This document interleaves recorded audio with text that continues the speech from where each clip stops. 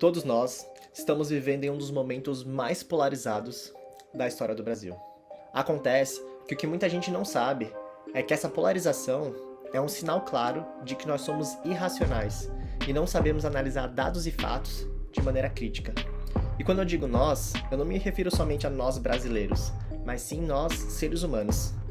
E esse livro aqui, Factfulness, explica o porquê disso. Fact é o contrário de fake, que é o que a gente ouviu muito nesses últimos tempos com as fake news, e significa fato, verdade. Esse livro foi escrito em 2018 e é um dos maiores best-sellers internacionais. Nas palavras de Bill Gates, é um dos livros mais educativos que já li. O mundo seria melhor se literalmente milhões de pessoas lessem o livro. Dou-lhe a minha mais alta recomendação. Seu autor principal, Hans Rosling, foi eleito como uma das 100 maiores personalidades do mundo pela revista Times em 2012. E após anos percorrendo o mundo todo dando palestras, ele percebeu que as pessoas têm uma visão distorcida e enviesada do mundo. Inclusive pessoas renomadas, como grandes acadêmicos e condecorados pelo Nobel. E o autor concluiu que isso se deve principalmente a 10 instintos que o ser humano tem e que atrapalham sua capacidade de raciocínio e de julgamento. Eu separei aqui 3 desses instintos que ficaram muito evidentes com a polarização da política brasileira e que mostram claramente por que o ser humano é péssimo em fazer análises de maneira crítica e racional. E o primeiro instinto é o instinto de separação. Esse instinto fala da nossa irresistível tentação em separar todas as coisas do mundo em apenas 2 grupos, normalmente conflitantes entre si, e que a gente acaba esquecendo que existe um vão enorme no meio desses 2. Por exemplo, rico e pobre, o bem versus o mal, ou políticas de esquerda e políticas de direita.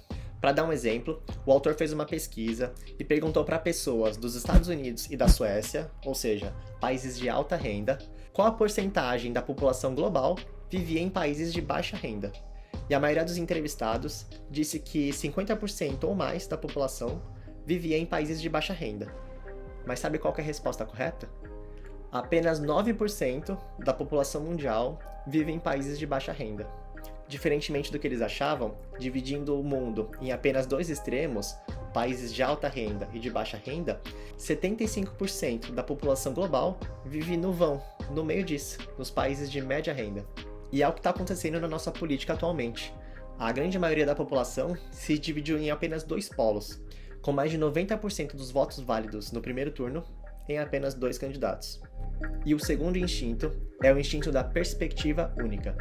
É a gente simplificar as coisas achando que existe uma única solução que resolve todos os nossos problemas. Vou dar um exemplo aqui tirando do livro. Abre aspas.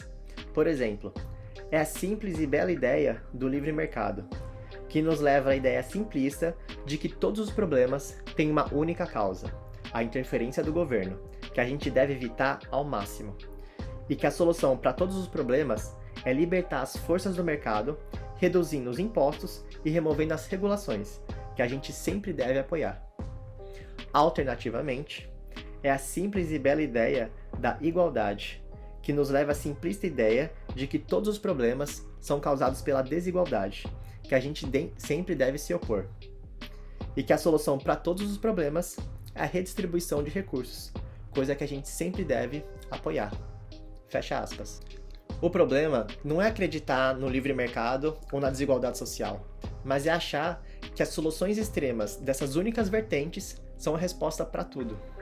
E é isso que está acontecendo com a nossa política. A gente fica cego com apenas um lado da opinião e acaba perdendo juízo e análise crítica das coisas. E simplesmente a gente acaba acreditando que tudo que um único candidato fala é a resposta para 100% das coisas. E não é bem assim que as coisas funcionam. Se você está fazendo isso, você pode estar se alienando. E agora vamos para o terceiro e último instinto que eu separei aqui. Não sei se vocês perceberam, mas existe uma ordem. Então primeiro teve o instinto da separação. É quando os polos começam a se formar e a gente esquece do vão que sobra no meio dos 2. Depois, teve o instinto de perspectiva única, que é quando um polo apenas acaba acreditando nas coisas daquele polo, e vice-versa. E por último, tem o instinto de culpar, que é não só você acreditar nas coisas que o seu polo fala, mas é culpar o outro polo por todas as coisas de ruim que acontecem no mundo. Então, basicamente, é você encontrar uma razão simples e clara para tudo de ruim que aconteceu. Esse instinto faz a gente exagerar na nossa opinião sobre as coisas e atrapalha a nossa capacidade em desenvolver um entendimento verdadeiro dos fatos.